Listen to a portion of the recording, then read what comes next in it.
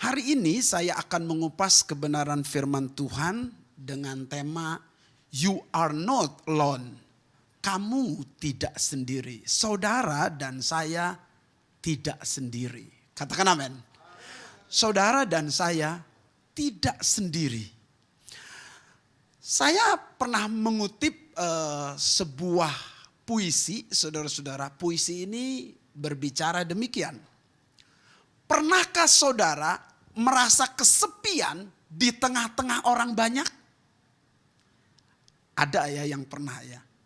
Pernahkah saudara mengalami kekecewaan di tengah-tengah kesuksesan? Pernah ya, ada orang sukses tapi kecewa. Ya. Contohnya Yunus khotbah itu 120.000 orang Niniwe bertobat. Tapi Yunusnya sendiri minta mati, saudara-saudara. Dan banyak juga bisnismen seperti itu.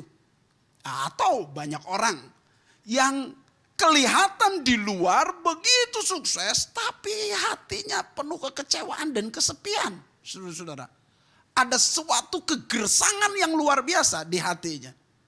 Pernahkah saudara merasa di tengah keramaian tapi mengalami kesepian? Saya pernah. Pada saat tanggal 6 Januari yang lalu saya bersama dengan keluarga kena COVID. Tentu tidak ada yang bisa nganter saya ke rumah sakit juga sekalipun banyak saudara. Saya harus ke rumah sakit sendiri, saudara-saudara, bersama dengan istri saya. Saya juga harus menandatangani seluruh surat-surat tentang penanganan COVID-19 termasuk kematian buat istri saya, saudara-saudara. Walaupun belum meninggal, saudara-saudara. Karena memang protokolnya begitu, saudara. Dan orang banyak sekali di rumah sakit itu, tapi kesepian sendiri, saudara-saudara. Dan mungkin banyak dari antara kita juga mengalami hal yang sama. Di tengah orang banyak, rasanya sendiri, sepi. Apakah benar? Sebetulnya Bapak Ibu Saudara sekalian tidak sendiri. Ada Tuhan yang menyertai. Coba buktikan di dalam kitab Yohanes pasal yang ke-14 atau Injil Yohanes pasal yang ke-14 ayat yang ke-16 sampai 18 berkata demikian. Next. Aku akan meminta kepada Bapa dan ia akan memberikan kepadamu seorang penolong yang lain supaya ia menyertai kamu selama-lamanya. Yaitu roh kebenaran. Dunia tidak dapat menerima dia sebab dunia tidak melihat dia dan tidak mengenal dia. Tidak mengenal Roh Kudus yang menyertai kita. Tetapi kamu mengenal dia sebab ia menyertai kamu dan akan diam dalam kamu.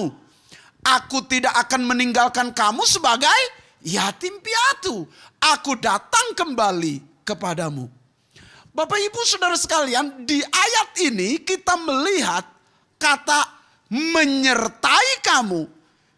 Seorang penolong yang menyertai kamu selama-lamanya. 2 kali kata menyertai kamu. Ia menyertai kamu. Kalau Tuhan menyertai kita, kita tidak sendiri. Katakan amin. You are not alone. Saudara tidak sendiri. Dan kalau saudara tidak sendiri, tentunya saudara tidak takut, tidak gentar, tidak gelisah, tidak khawatir. Karena engkau ada bersama-sama dengan Tuhan. Katakan amin. Engkau tidak sendiri. Saya punya anak, saudara-saudara, waktu pindah rumah, 2 tingkat ke rumah yang baru, saudara-saudara, anak saya baru 1,5 tahun. Sayangnya di tingkat kedua, entah bagaimana, saudara-saudara, tidak ada toilet. Jadi kalau malam ingin buang atau ingin pipis, saudara-saudara, bagi anak saya, itu harus turun ke bawah. Harus turun ke lantai 1. Jam 11 hebatnya anak saya yang 1,5 tahun ini, jam 11, jam 12, kalau ingin buang air, saudara-saudara, dia turun saja. Dia tidak takut sama sekali. Ke kamar mandi, ke toilet. Lalu dia naik lagi. Pertanyaannya, mengapa dia tidak takut? Kenapa dia tidak gentar? Kenapa dia tidak menangis? Saudara-saudara, dia turun ke bawah dan naik lagi. Kenapa? Karena saya ada di belakangnya. saya menyertai anak saya tidak takut. Saya berkata kepada Bapak Ibu Saudara sekalian, kita juga tidak takut, kita juga tidak gentar, kita juga tidak khawatir kalau ada Allah menyertai kita. Katakan amin. Dan yang menyertai kita ini Roh Kudus. Roh Kudus yang menyertai kita. Coba perhatikan kalimatnya. Aku meminta kepada Bapa, dan Ia akan memberikan kepadamu seorang penolong yang lain. Garis bawahi kata seorang penolong yang lain. Kata seorang berarti pribadi. Roh Kudus itu adalah pribadi Allah. Roh Kudus adalah pribadi Allah, Bapak Ibu Saudara sekalian. Dalam nama Yesus, Dia adalah pribadi Allah yang punya perasaan, punya pikiran, punya kehendak. Makanya Tuhan bisa diduka citakan. Tuhan bisa dikecewakan. Atau Tuhan bisa, saudara-saudara, menghadapi kesedihan yang luar biasa pada saat kita mengecewakan Dia. Karena Dia adalah seorang. Di sini bilang seorang penolong, tapi kata yang lain. Berarti sebelumnya sudah ada penolong. Ini penolong yang lain. Siapa penolong itu? Yesus Kristus. Itu penolongnya. Sekarang dikirimkan roh penolong yang lain. Yaitu Roh Kudus. Katakan amin. Dan ini sudah digenapi tentu ayat ini. Tuhan sudah memberikan rohnya kepada kita sekalian. Dan roh itu adalah penolong yang lain. Saudara, penolong itu menyertai kita selama-lamanya. Kata Alkitab. Katakan amin. Selama-lamanya. Ada orang Kristen berkata, Pak, kalau saya berdosa Roh Kudus hilang. No. Roh Kudus menyertai kita selama-lamanya. Pak, kalau Roh Kudus menyertai kita, kalau kita hidup mendukakan Dia, maka Dia akan meninggalkan kita. Tidak. Alkitab berkata, Ia akan diam di dalam kamu selama-lamanya. Luar biasa. Luar biasa. Ada hal penting di sini.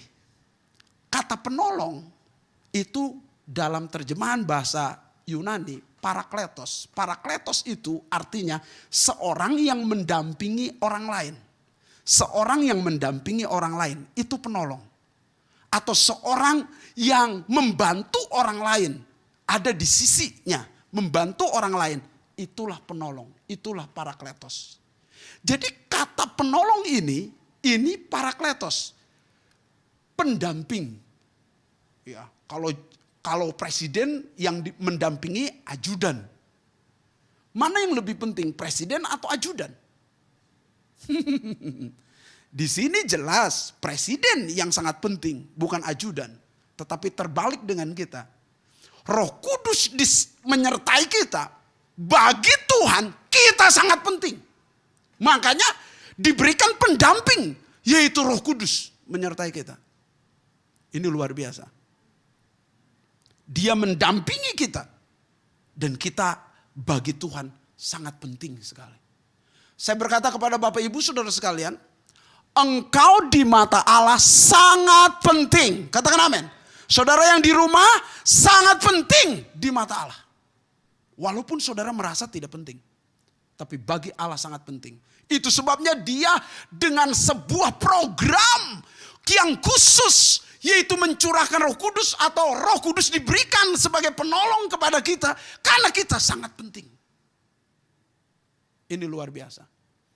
Yang kedua yang sangat ditekankan di sini, penolong yaitu Roh Kudus.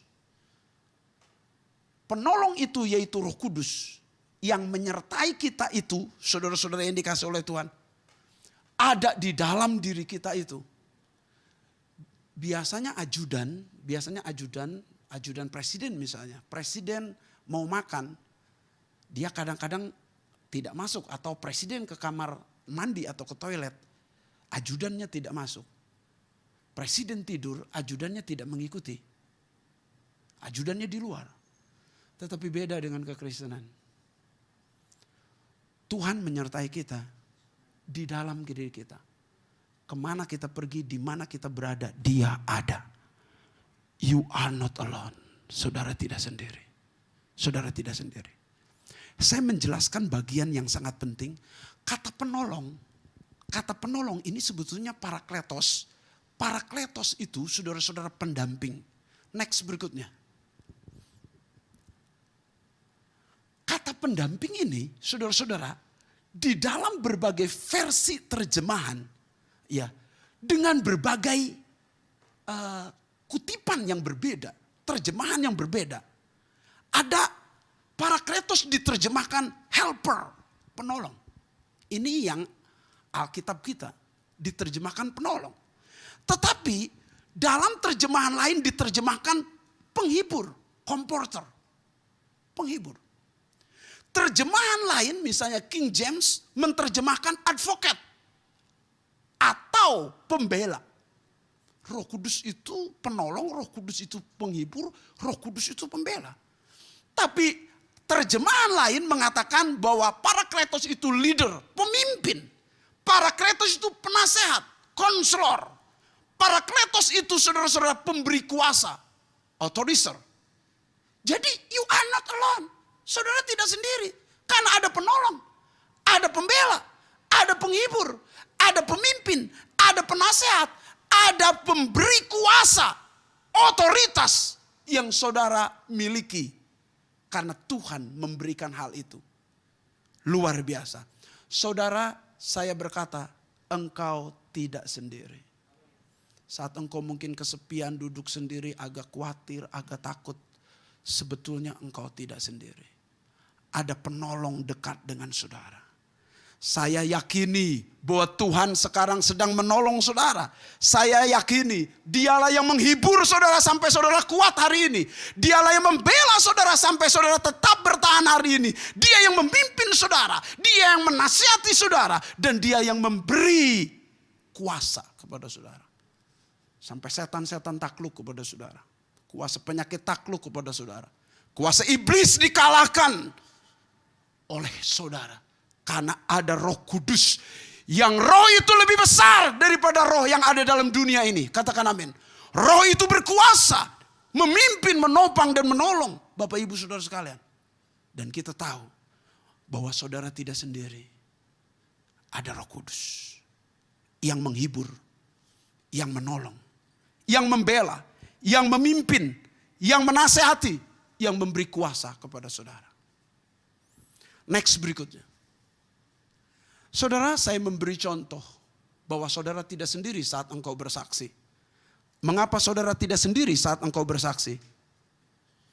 Alkitab menjamin dalam Markus pasal 13 ayat 11. Jika kamu digiring dan diserahkan, janganlah kamu khawatir akan apa yang harus kamu katakan. Tetapi katakanlah apa yang dikaruniakan kepadamu pada saat itu juga. Sebab bukan kamu yang berkata-kata melainkan Roh Kudus. Jadi tahukah saudara cara bersaksi yang baik? Saya belajar di teologi saudara-saudara. Metode bersaksi. Metode bersaksi. Saya juga belajar cara kesaksian evangelism explosion. Ada A3, amanat agung asli. Ada 4 hukum rohani zaman dulu kita pelajari saudara-saudara. Dan berbagai cara metode bersaksi. Tetapi saudara-saudara, bersaksi yang paling jitu, yang paling baik adalah bersaksi dipimpin Roh Kudus. Tidak ada cara yang lebih baik dari itu. Tidak ada cara yang lebih baik dari itu.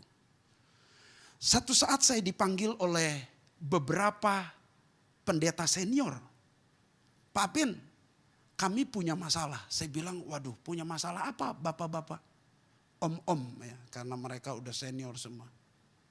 Kami punya teman dan teman kami ini sudah puluhan tahun nggak beres dengan istrinya. Jadi suami istri ini tidak beres. Kami sudah berusaha mendamaikan, kami sudah berusaha bersaksi, kami sudah berusaha menolong, tetapi kami tidak bisa. Itu sebabnya kami bersama-sama minta bantuan kepada Pak Apin untuk bersaksi kepada mereka. Supaya keluarga ini dipulihkan. Saya bilang, yang senior saja begitu sulit, bagaimana saya yang masih muda? Ya, dicoba saja kata mereka. Saya coba saudara-saudara. Dan mereka sudah memberikan sebuah kesaksian. Bahwa orang-orang atau pendeta yang mereka sudah tahu bahwa itu pendeta. Dan datang ke rumahnya, istrinya itu diusir. Dan kami juga berarti siap diusir. Jadi saya datang bersama dengan satu rekan, saudara-saudara, ke rumah ini. Waktu saya ketuk rumah ini, begitu, saudara-saudara. Istri pendeta ini nongol dari jendela. Ada apa? Gitu, saudara-saudara. Tidak ada ramah-ramahnya. Ada apa? Om tidak ada. Pulang sana. Jadi saya disuruh pulang, saudara-saudara. Tetapi saya berkata kepada tante itu, tante, saya kesini untuk mendengar keluhan tante. Saya mendengar kesini untuk mendengar keluhan tante. Tante curahkan aja isi hati tante, keluhan dan pergumulan tante. Apin mau dengar. Dia kaget mendengar kalimat itu. Langsung dia berkata, ayo masuk. Dia langsung keluar dari pintu, langsung buka pintu gerbang dan saya diperintahkan masuk. Duduk. Saya mau cerita. Langsung tanpa ditanya dicerita 1,5 jam. Dan saya berkata, pantas ribut. Pantas gak damai. Pantas gak beres. Gitu ya. Karena banyak sakit hati dan banyak kekecewaan. Jadi pendeta juga manusia ya. Istri pendeta juga sama manusia, saudara-saudara. Bisa kecewa satu dengan yang lain. Saudara-saudara. Itu kesaksian. Dan saya menawarkan setelah dia menceritakan tuh. Ibu mau dipulihkan atau tante mau dipulihkan? Mau. Makanya tante cerita. Lalu saya tuntun dalam doa. Dia menerima pengampunan. Lalu dia mengampuni suaminya. Dan dia berkata kepada saya. Kamu besok ada kerjaan gak? Saya bilang, wah kerjaan sih tiap hari ada. Bisa antar tante gak? Ke kota A. Ya. Kenapa? Karena om ada di situ. Jadi kurang lebih jaraknya 120 km. Ya, saudara-saudara. Jadi 1 harian harus sediakan waktu. Jadi mau demi keluarga ini dipulihkan.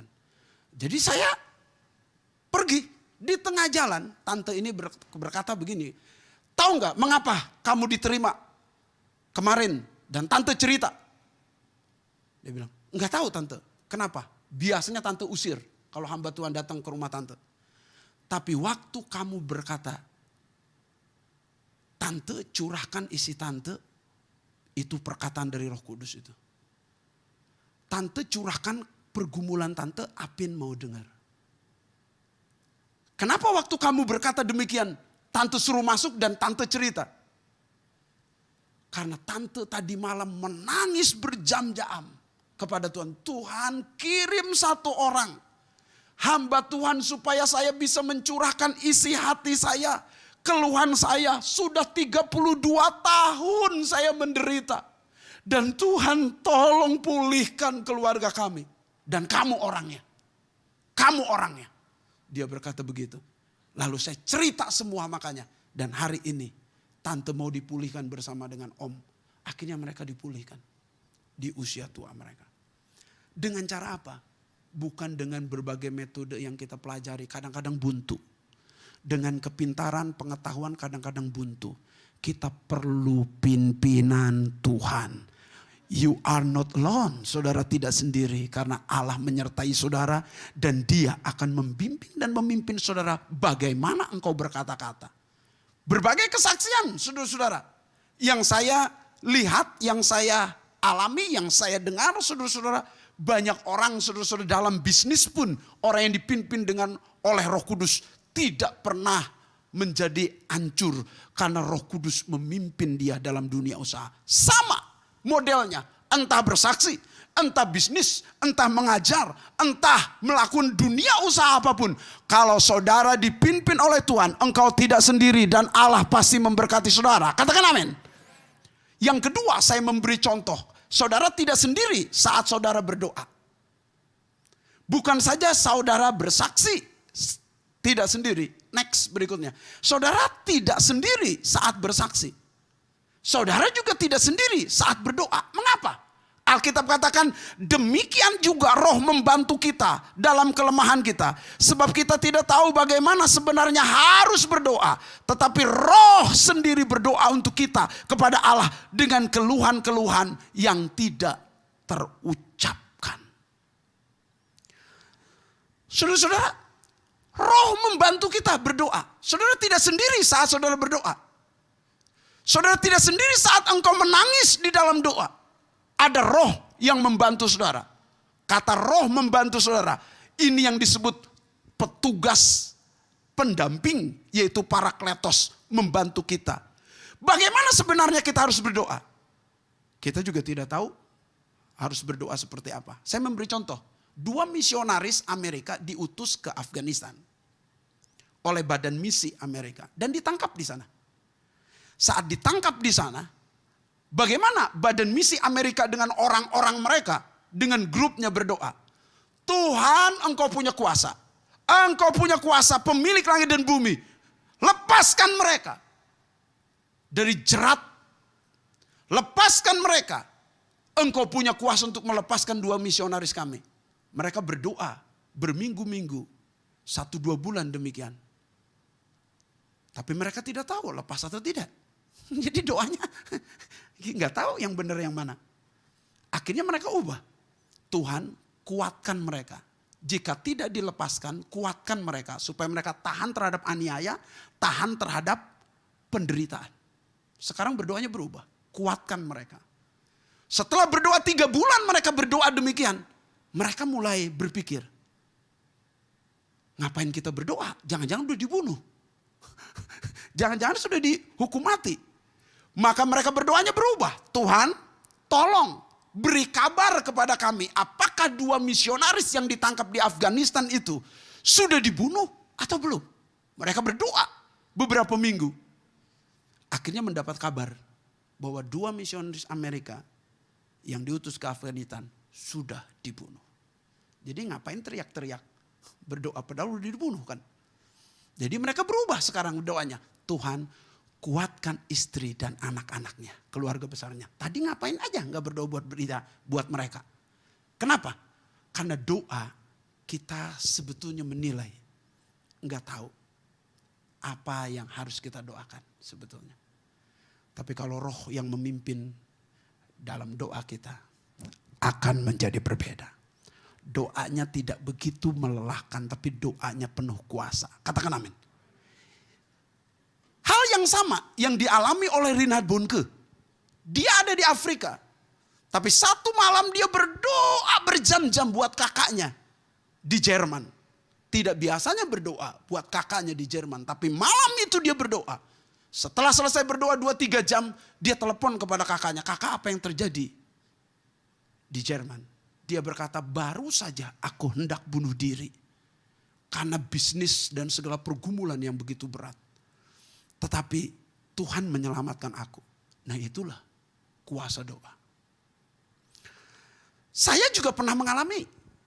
Pada saat saya ada di Manado, saudara-saudara, saya pernah diusir oleh orang di sana.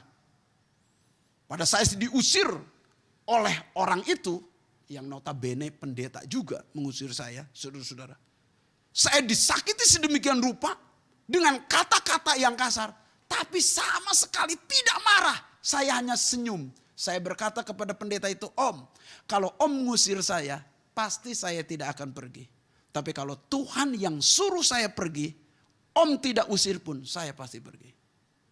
Jadi saya senyum-senyum saja. Sampai dia kalau ketemu saya saat ini, dia selalu berkata, ini nih hamba Tuhan yang pernah diusir oleh saya tapi gak pernah marah, tapi hanya senyum. Pada saat saya dimarahi tersebut, kemungkinan 10 menit setelah saya diusir itu, saya menerima telepon dari Jawa Barat. Ada seorang pendeta berkata begini kepada saya, Pak Apin, saya berdoa berjam-jam untuk Pak Apin. Saya tidak tahu apa yang terjadi dengan Pak Apin. Saya berdoa berjam-jam untuk kamu di dalam berbahasa roh. Ada apa dengan kamu? Lalu saya jelaskan, oh pantas saya kuat. Saya tidak marah, hanya senyum. Ada yang mendoakan dan mengcover saya. Saudara-saudara, betapa hebat kalau saudara dipimpin tidak sendiri berdoa. Saudara berdoa buat istrimu, buat suamimu, buat anak-anakmu. Saudara doanya akan tokcer, doanya akan tepat. Karena Alkitab bilang roh membantu kita berdoa. Dan berdoanya tepat untuk orang itu. Hebat. Saudara tidak sendiri saat berdoa. Yang ketiga, saya memberi contoh. Saudara tidak sendiri saat berkarya. Tidak sendiri saat berkarya. Mungkin saudara berkata, Pak Apin, saya berkarya kok rasanya sendiri. No. Engkau tidak sendiri. Berkaryalah sesuai dengan kehendak Allah. Alkitab mengatakan roh memang penurut tetapi daging lemah. Kadang-kadang roh ingin seturut dengan kehendak Allah tapi daging lemah. Akhirnya melanggar kehendak Allah. Itulah yang disebut banyaknya kegagalan. Tetapi penghibur yaitu Roh Kudus akan diutus oleh Bapa dalam namaku. Dialah yang akan mengajarkan segala sesuatu kepadamu. Dan akan mengingatkan kamu akan semua yang telah kulakukan kepadamu. Tuhan akan mengajar, Tuhan akan mengingatkan saudara. Jangan takut. Asal mau dipimpin oleh Roh Kudus. Pada saat saudara diajarkan, saat saudara diingatkan oleh Tuhan, saudara bisa berkarya sesuai dengan kehendak Allah. Saya memberi contoh, next berikutnya. Saat berkarya dalam pelayanan misalnya, untuk melakukan pekerjaan besar, hal-hal yang mustahil misalnya. Next.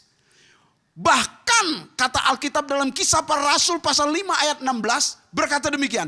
Bahkan mereka membawa orang-orang sakit keluar ke jalan-jalan raya. Membaringkannya di atas balai-balai dan tilam. Supaya apabila Petrus lewat setidak-tidaknya bayangannya mengenai salah seorang dari mereka. Dan mereka betul-betul disembuhkan. Lewat siapa? Bayangan Petrus. Ini namanya saudara tidak sendiri saat engkau berkarya.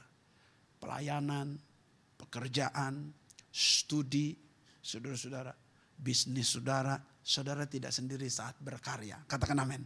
Saudara tidak sendiri saat berkarya. Saya memberikan salah satu kesaksian yang sederhana dari Billy Sunday. Billy Sunday adalah seorang yang baru 4 minggu dilahirkan. Papahnya meninggal, saudara-saudara. Akhirnya dia di panti asuhan. Rasanya sendiri hidup ini. Tetapi di panti asuhan dia banyak digodok tentang kedisiplinan. Dan dia akhirnya menjadi pemain bisbol. Pemain bisbol yang sangat terkenal. Sampai 7 tahun berturut-turut di Amerika. Dia menjadi pemain bisbol favorit yang hebat. Profesional yang luar biasa. Tapi dia menyerahkan diri kepada Tuhan. Dia menjadi pengkhotbah. Dia tinggalkan karirnya, dia menjadi pengkhotbah. Dalam sejarahnya dia membawa sedikit-dikitnya 1 juta jiwa orang bertobat mengenal Kristus. Hanya pemain bisbol. Tapi Tuhan bisa pakai. Tuhan juga bisa memakai saudara berkarya demi Injil. Kalau saudara disertai Tuhan. Roh Kudus ada tinggal dalam diri saudara memimpin saudara. Smith Wigglesworth hanya tukang ledeng kelas 4 SD. Kasar orangnya. Dan akhirnya dia bertobat. Karena istrinya yang membawa dia bertobat. Akhirnya dia menyerahkan diri. Dan dia pelayanan. Kelas 4 SD. Membangkitkan 14 orang mati dalam pelayanannya. Ini artinya apa? Saudara tidak sendiri dalam berkarya. Dukun mana yang bayangannya bisa menyembuhkan? Tapi Petrus bisa. Dukun mana yang bisa membangkitkan orang mati? Tapi Smith Wigglesworth 14 orang mati dia bangkitkan. Saya berkata kepada Bapak Ibu Saudara sekalian, engkau bisa melakukan pekerjaan-pekerjaan besar. Pekerjaan-pekerjaan yang luar biasa jika engkau disertai oleh Roh Kudus. Dan engkau tidak sendiri. Engkau tidak sendiri. Next. Ini slide terakhir untuk mengingatkan saja, you are not alone. Saudara tidak sendiri saat engkau bersaksi. Saudara tidak sendiri saat engkau berdoa. Saudara tidak sendiri saat engkau berkarya. Pendek kata, kalaupun engkau merasa sendiri, itu hanya perasaanmu. Allah tetap ada. Tidak pernah meninggalkan dan membiarkan saudara. Katakan amin. Beri kemuliaan bagi Allah kita. Haleluya.